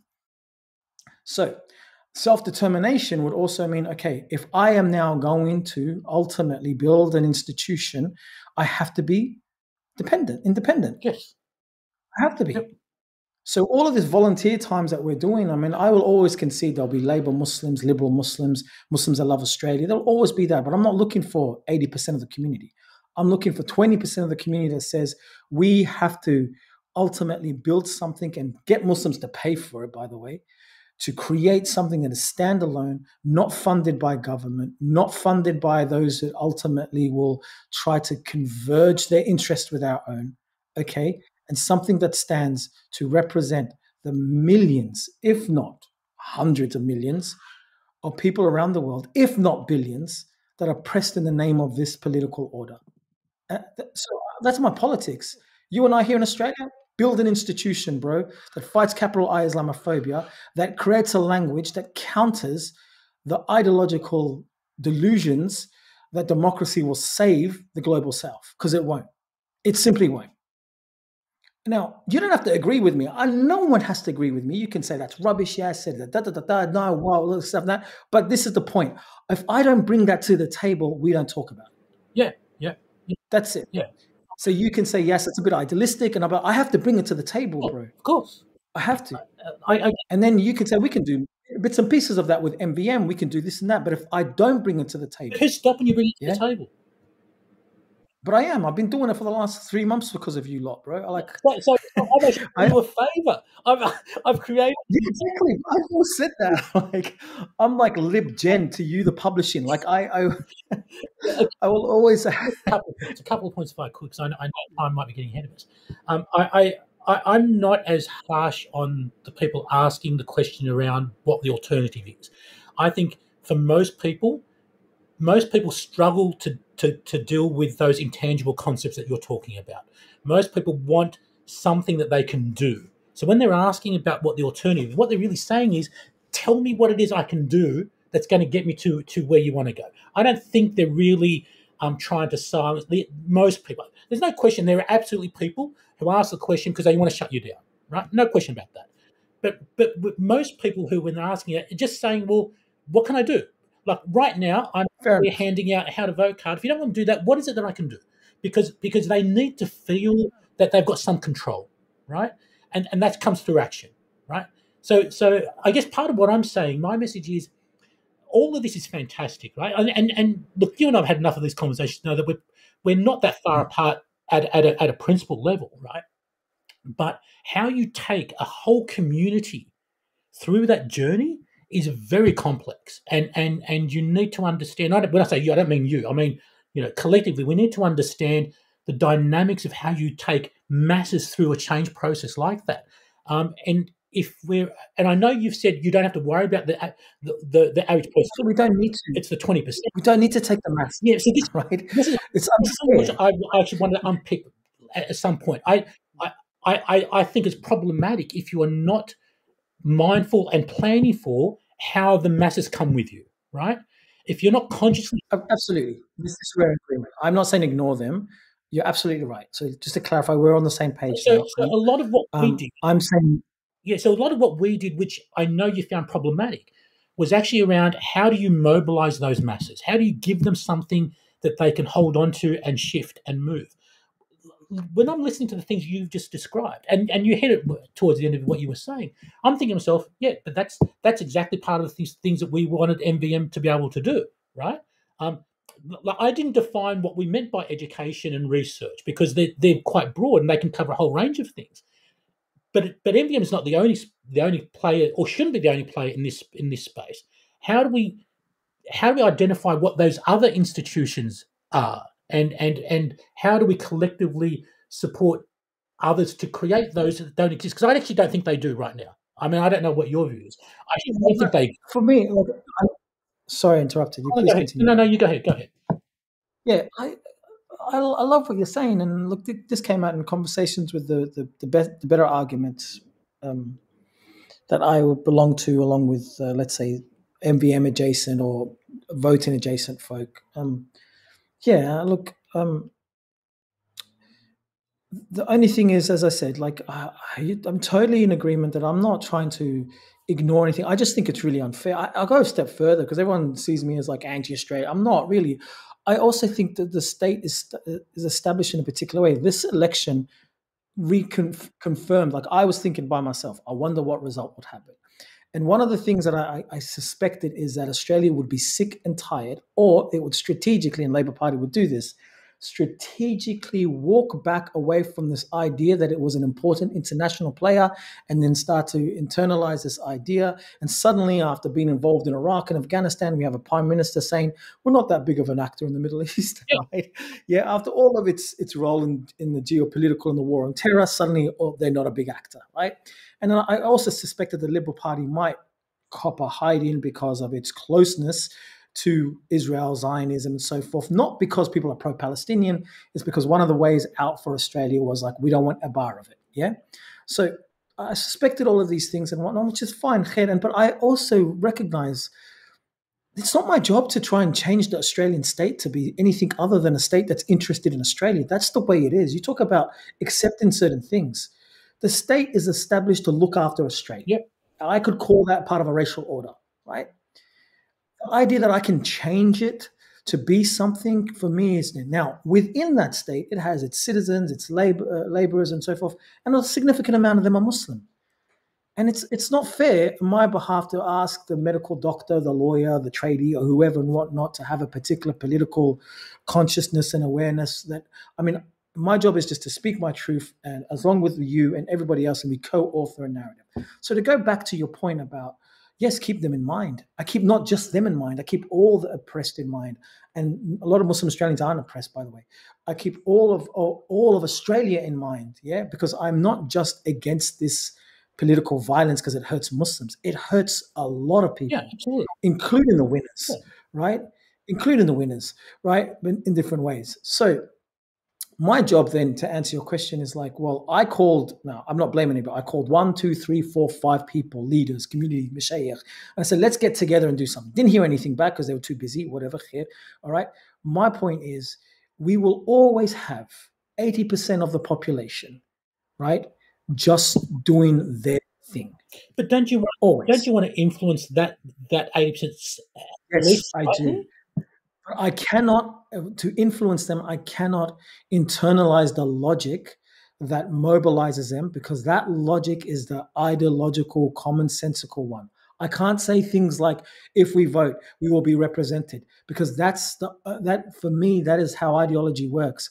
I have to be able to create a political language that is quote unquote indigenous to our experiences, that breaks that narrative. MVM didn't do that, man. Sure. MVM parroted. Like every time I messaged you on WhatsApp, it was because I saw some pamphlet that annoyed me. And I'm like, why's Malcolm X bro there? Okay. What's Malcolm X doing there, man? Like, right? I understand completely the need to develop that language, right? Which is unique to us, our circumstances, and our aspirations. I get that. But you've also got to bridge the gap between that and the day-to-day. And I think this is the part where exactly. That's what self-determination means. I'll give you one example. Sorry to interrupt you. One example, bro. I won't interrupt you again. Forgive me. But a simple gesture. I don't even know if this is fiction. I need an economist. I need Almir Cohen to come and tell me and slap me about and say this is impossible. Anyone. Say any halal producer or so forth, up it by $1 per kilo of meat and get that dollar to be pushed into a Muslim national fund. My point is we have to work with what Muslims are already doing, okay, and create a kind of Muslim economy, a Muslim apprenticeship, a Muslim school, a Muslim. So we don't ask them to step outside of them building their lives. We have to create something that is delivered to them rather than ask them, hey, let's go liberate, because it won't happen. Yeah. It simply won't happen. So kind of like a Muslim quote, I'm going to hate saying this. Everyone's going to come for me and I'm going to lose my quote unquote status as a Marxist. Not that I ever was. Kind of Muslim capitalism, bro. You know, a Muslim economy where the Muslim dollar circles around Muslim institutions, you create Muslim jobs, you create Muslim lawyers, and we have that ummah or community ethic, pro bono, when we fight, we fight for our community. So a circular idea of a community where our labor and our quote unquote consumption is in our favor. But to do that, we have to build it. I can't ask them. No one would object to any of that. That's something which everybody would absolutely agree on. The question I would ask, is, while we're doing that, how do we then respond to the attacks which the system places on us? How do we respond to just wearing the keffiyeh becoming illegal? How do we respond to just saying things like, opposing a genocide is something which you can get arrested for? Bro, like this other thing I don't understand. We do respond. Why is a lot of people portraying the Muslims as passive? Part of the problem we're in is because we're not passive. Like, we do respond. We're everywhere. You and I have been all over the place, and we're just two voices. There's plenty of us. We've always responded. But where have we not responded? No. It's not that we haven't responded, but I'm talking in another targeted way. I mean. Yeah, you're saying through Parliament, and I'm that's not through Parliament. I'm saying through pushing back against the laws, whichever way you do it, whether it's through Parliament, whether it's through the bureaucracy, whether it's lobbying, pushing back against and minimising. Muslim lawyers. Okay, just get a bunch of Muslim lawyers to do something. I don't think I'm not asking us to not do anything. Like, I was at Birch Grove. I'm in great admiration of what they did, right? But it sounds like it sounds like on when I hear some of it, it sounds like, again, maybe I've misunderstood, but it sounds like what you're saying is putting the effort into influencing politicians and parliamentarians is not going to get any outcome, and don't waste your time on doing that. Look, we were always going to vote, regardless. Muslims were going to vote. People were going to use Palestine and express their frustration around Palestine. That MVM and TMZ and others came out to redirect that vote. Absolutely fine. No problem whatsoever. Okay. The marketing and messaging, however, that's the concern, because that creates a political language that puts too much faith, right, into the idea that mobilization through voting will create the type of changes we want. Brother, maybe you didn't do it. I saw it firsthand. I walked out of my prayer at HIYC and people are like saying, for Palestine, for Palestine, for Palestine. And I asked the brother, how is this for Palestine? And I promise you, he gave me a two-word answer. And then so I knew it was ideological. He screamed at me, fatwa payment. I was like, that's not an argument. That's a name, right? So yeah, I'm not blaming you for them or them for them. None of that. I'm saying I'm not against the idea of voting. I'm against the idea of the language we created through voting to produce the idea that mobilization comes through representation. And I believe mobilization comes through self-determination. I guess, and that's there's two things that I would respond to that. One is, where does the accountability lie for not having the alternative language, right? Because I would say we as a movement are using what is available to us at the moment, right? With all due respect, in an environment that we exist right now, where you literally have at best 20 seconds to get to someone on social media, right? The conversation you and I are having now, we would never work through those channels. Why? Who cares? Why do we always need to go out there? Well, I want to interject. I'd like to interject here for a little bit, because I know alhamdulillah we're going really well. I want to make one question just to sort of synthesize it in there. How much of our activism, and this is to both of us, to both of you, how much of our activism is got to do with truth, and how much of it is therapy, and how do we balance the both? Because there's a lot of, I've heard this a lot from previous conversations where, alhamdulillah, we're all on the same page, but then somehow we're not on the same page on really, really important details. So do you get my question in terms of that, Ghaith, or no, Yassir? Not really. I think what you're trying to say, a lot of our, correct me if I'm wrong, A lot of our maybe politics is designed to ease some of our pain, give us a sense of activity and action because Gaza disorientated. We all had a tremble. It really, yeah. So there is in the act of trying to do something, very often we fall in love with the idea of doing something rather than doing something, and that could be deemed as therapeutic, possibly, if that's what you mean. I don't know if I fully understood your question, but yeah, look, a majority, not just for Muslims, a lot of people, especially, and this is the other criticism I have of democracy, if I can pause. Like if you look at the way political parties market elections and provide ideas of the reasons why you should vote or their campaigning messages, it's all consumerism. It's all psychological. Yeah, it's not rational. It's all consumerism. So and then we have to borrow that language. So maybe a lot of it is therapeutic, quote unquote. But Allahu Alam, I don't want to speak to the intent of people's hearts. But as a narrative, yeah, a lot of it was like, I'm doing something, and alhamdulillah, but our job is also to argue, could that something be done somewhere else better in different ways? Yeah, I mean, I think there's actually part of... Okay, you're back? My back? Yeah, you're back. I think that absolutely part of what Yassir just said is spot on. The need to act is inherent to us, particularly as Muslims, right? We don't want to feel like we are powerless, and so we want to do something. So the question is, what do we do, and how do we channel that energy? Really, for me, I guess that's the crux of this whole conversation. Yassir's view is it should be done in a particular way, with particular things in mind.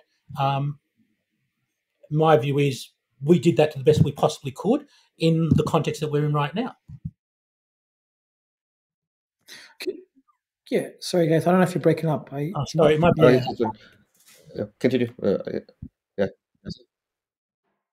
Yeah, look, as I said, to go back to my initial analogy of the traffic light, I'm not as interested in the green or even the red parts. I'm interested in the amber one. I knew that voting would be a politically contested site post October the 7th for all sorts of reasons. I knew Muslims would take to the streets, take to social media, and I've seen it. And I did not for a second, nor am I naive enough to think that voting wouldn't have been. And whether it was MVM or somebody else, or whether it was, I knew it would happen. I also knew there would be a significant Muslim Labour bloc, and I also knew that there would be, people who and all the rest. For me, the only concern was, as I said, the language we use to normalize the idea that any form of political resistance, it comes through representation and participation. That's it. Sure. It's as simple as it is for me. I'm like, and a simple example of that is the ongoing false dichotomy that MVM adjacent type folks said, well, if it's not this, then you're sitting at home and doing nothing. No, I don't accept that.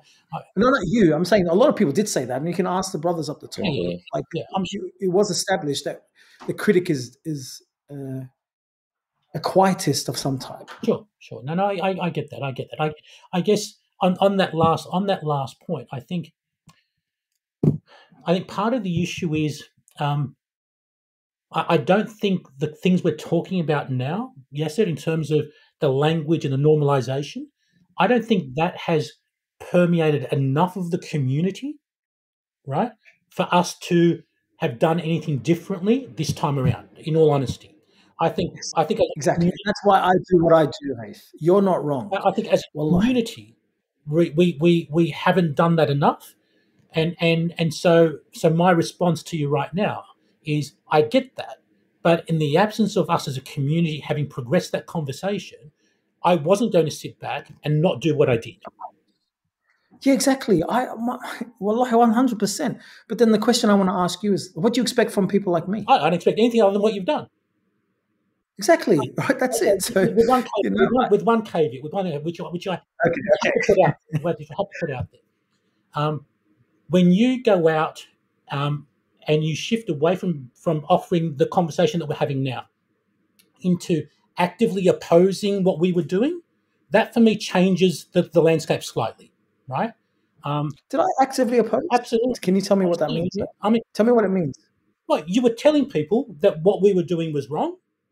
So that's how I took what you were saying in terms of the podcast. No, I was telling in terms to of clarify. And what, I was saying their reasons were inaccurate. Yes. Yeah, but I think I wasn't saying MVM wrong. Like I was saying, it's the same thing you're saying to me. People hear what they hear. People hear. Yeah, fair enough. Like when somebody says we get into parliament, and I'm like, so what? And they can't answer. That's me doing my job. I'm not going out there. Don't vote. No, I voted, bro. No, for the first time ever. No, I voted. Man. I'm not saying you told people not to vote. Hey, Muslim, bro. But you were certainly for the last 3 months before the election, you were out there telling people what MVM is doing is wrong. And I'm condensing it, right? I mean, you gave lots of talks and lots of stuff, but the essence of it was the approach of MVM is wrong. I think that's fair. Follow their advice. Don't follow their guidance, right? I think what MVM is saying is wrong, not what MVM is doing. If you want to vote, vote, man. I don't care. But what MVM is saying about what voting is, yes, you're right. So when you right, but I didn't say don't go vote. No. So when you go out there to do that, right, you become exactly what I'm doing. You're an activist within the community. I think you have an obligation to sell your message and the alternative vision much better than what you did. Listen, when I ask you around what your end game is, it's around this. What is that end vision? I don't agree. Hey, let me ask you a question. Are you aware of racism and the way it works? Not to the extent that you are. Are you aware of the genocide that happened to Australia? Of course I am, yeah. Okay, and how did you become aware of it? What? You became aware of it because of the tradition of thinkers that I belong to. Well, yeah, I don't. Who rupture ideological normative moments where people come out and say this is the solution. The amount of pressure on doing that is not easy. The argument that it's the easy thing to do is to be a critic, is quote unquote critic, is not true. I have lost significant amount of employment opportunities, reputational damage by being a critic, quote unquote, right? I don't see any of that. And the outcome of that is not, I'm going to give you an alternative to what you're doing. The outcome of that is to build a political, critical, historical consciousness that hasn't been given to us by the state. If you've heard of genocide and racism and colonialism, then you have benefited from that type of labor. I don't dispute that at all. You know, and I've said this very publicly, that I have benefited from learning from our conversations, and my positions and views on a range of things have shifted in the last decade because of those conversations we've had. I'm not saying you should give us an alternative to what we are doing. I'm saying you should give the community an understanding, clarity around what your vision and what your end game is. And I don't think that to me is, look. Sure. I mean, I think I've done that, but even if I didn't do that, I think I have. But even if I didn't do that, I don't have to. Well, we'll disagree on that one. I don't. Yeah, but I don't have to. Because this is a very kind of capitalist-induced corporate speaking. Where if I ever sit on the table, I have everything we own in our world, whether it's the electric toothbrush, the car you own, the phone you use, the computer one, has been rigorously researched and tested, broken apart, smashed, thrown, put into water. Right? You talk about the plane, building it. Well, I'm also about building parachutes, right? So everything we do comes through risk assessment, critique. Nothing that you and I have inherited has not gone through rigorous research, testing, criticism, critique to make it better. Yeah, absolutely. Yeah? So if I just come in and say, I'm going to break down MVM and look at its flaws, what it's not working, I am a benefit to all of you. I don't have to come up and say, I'm going to create a new voting model. Your job and everyone else's job is say, okay, this is what I mean when I message. My care for my community gets turned into an attack, gets turned into a contamination. That ability to deconstruct, break apart, see if it works, and then in hope that we put it back together better is a foundational thing in all sciences, but except apparently politics, right? Because what politics wants to do is say, "Believe in me." That's what politicians. But when you break it down, and you want us to reconstruct it in a better way, right? We need a blueprint for that reconstruction. No, I don't want to reconstruct democracy anybody. I want to reconstruct us as a community. I'm talking about the movement, right? So when you're out there saying to people, they've got this wrong for these reasons, right? These are the reasons why they've got it wrong, and in effect, don't follow their guidance, right? Because that was essentially the message. What I'm saying is, No, it wasn't. Well, that's how it was received. No, it wasn't. That's how it was received. I don't know who received it. It wasn't don't follow the message. It was like you. Somebody says the car is blue, and I'm like, well, it looks like it's green, and then I'm like, prove it to me, it's blue. That's the conversation we were having. It wasn't don't believe in them. I'm like, I challenged them to defend the principles and positions they held. That's all I did. I didn't say don't do it. I wasn't preaching. I was involved in an engagement. At least that's what the perspective I did, and maybe Tanzim and Abdullah can speak to that. But I wasn't going like, don't listen to them. I never speak like that. I've never spoken like that. I'm like words, but that was the message that was out there. The message, because obviously the previous episode is available on the Boys in the Cave YouTube channel, so you're welcome to check that out firsthand as well. But from my recollection, there were some people online who might have summarized it in that way, but I think I encourage everyone to listen for themselves.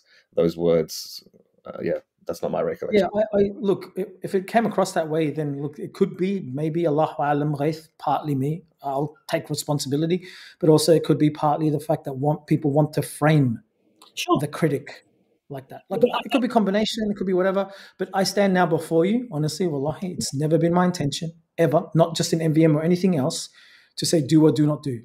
I bring in threats, I read power, I interpret things, and I say this is not going to work because of X, Y, and Z reason. And that is an invitation for others to say, yes, but A, B, C, and 1, 2, 3, and then on and so forth. And I'll give you an example of what I think is the death of political thought for us. And forgive me, I won't mention names. I dislike significantly when people say, well, that's your view, and you have your view, Yassir, and I have my view. And then let's agree to disagree. That's not the way it works. I can have a view on chocolate ice cream is better than vanilla ice cream. And you can have a view that the Rabbitohs are better than the Sea Eagles, okay? We can have those views, right? Okay? These are perspectives. And fine, some people think my hair bun is a midlife crisis. And they might be right, but I think, you know what? It's easier than combing my hair every day.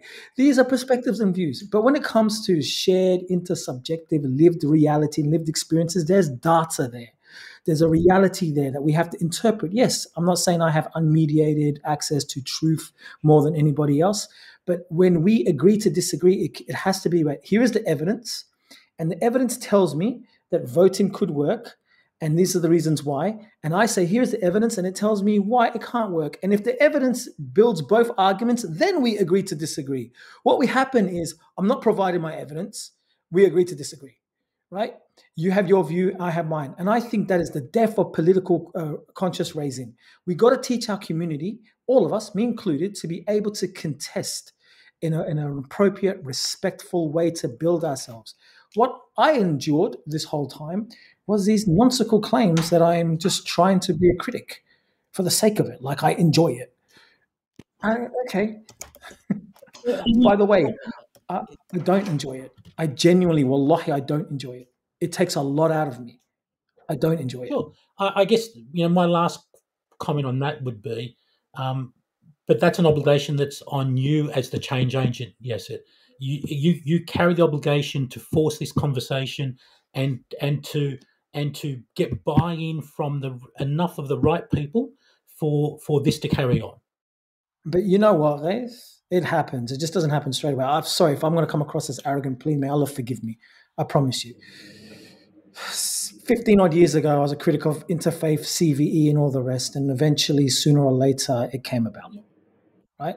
Now, I'm not saying it's because of me or solely of me and so forth and whatnot and all the rest. I've had in the last 5 to 10 years people that were adamantly opposed to me for everything I represented, saying, I see what you're trying to say. I understand now. Now, I am not going to be the bearer of a complete truth, nor am I suggesting I have foresight in ways others don't. I am legitimizing the position of quote unquote the critic. Okay. And I'm legitimizing it in a very particular way. It's an act of care. It's not an act of uncaring. I want my community that I'm a part of to co-author our quote unquote liberation, our mobilization. I'm not here just to attack. Now, if the other side sees it that way, okay, I can't help that. And I said, I don't tell people. I knew 100% we were going to vote. Of course we were. Sure. My only responsibility is like, what's voting going to do? That's it. And yeah, all right. This is probably for another day. Let's carry this conversation.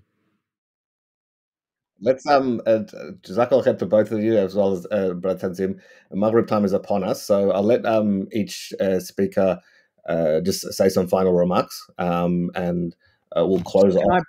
Can I begin? I just want to say again, may Allah reward you, Ghaith, for what was a quite remarkable shift in community political discussions. Like I never would have thought that I would have cared this much about an election ever, and that is a testimony to how much MVM, along with others involved, managed to make us as a community think through deeply or otherwise about voting. So at one fundamental level, congratulations. It was a great success. At another level, I wait to see what happens, and inshallah, it is what you say it is, a stepping stone. So from my end, never at one point have I ever had anything other than admiration, as well as difficult questions. But other than that, may Allah reward you, and to the likewise to Tanzim and Abdullah for facilitating this conversation. Jazakallah khair. From my perspective, I guess I want to go back to something which Yassir started off with. That, this idea that he and I are opposed or have any sort of enmity, and people don't understand that we've had these conversations for the better part of a decade, not necessarily about politics, but generally on a lot of these issues, and it's the way in which we involve our thinking. I think we just have to be a little bit, and I'm going to ask that we just be a little bit merciful to each other, not individually, but as a community, right? What we're asking the community to do in terms of change is a phenomenal shift. Like, just listen to even the conversation we're having today, right? The ability to shift a community down this path is not an easy thing to do, and that's going to take time, and it's going to take, and I know there's people who are opposed to incrementalism, but we've got to do this step by step, and MVM is fundamentally just a way in which we can shift the community to look at some of these things in a very different way. Given that education and research is part of what we're doing, the obligation is on us to take on board the things that Yassir says, to be challenged by them, but also to challenge, and also bringing other people into these conversations. There's a spectrum of people out there who have expertise in a range of fields which are relevant to this one, which we as a community have. Just like we've often been accused of ignoring the expertise that Yassir brings, of ignoring their expertise as well. As a community, we need to start having these conversations across that broad spectrum and being open to looking at things differently. And inshallah, that's what I will take away, and that's what we'll try and bring into what we're doing in the future, inshallah. Okay, thank you again to everyone. I just wanted my takeaway. There's one thing that sort of stood up a lot to me was when Brother Ghaith mentioned that one of the purposes was that for MVM was to mobilize the community to ask the right questions. So I think that rang true, and inshallah we're able to continue that and unshackle any parameters that those right questions may be contained within, but continue asking and seeking answers.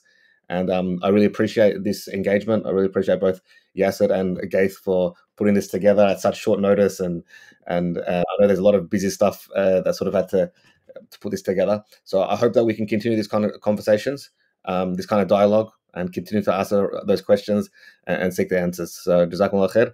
Assalamu alaikum wa rahmatullahi wa barakatuh. Like, share, subscribe. You know how to do it. Whatever. Thank you.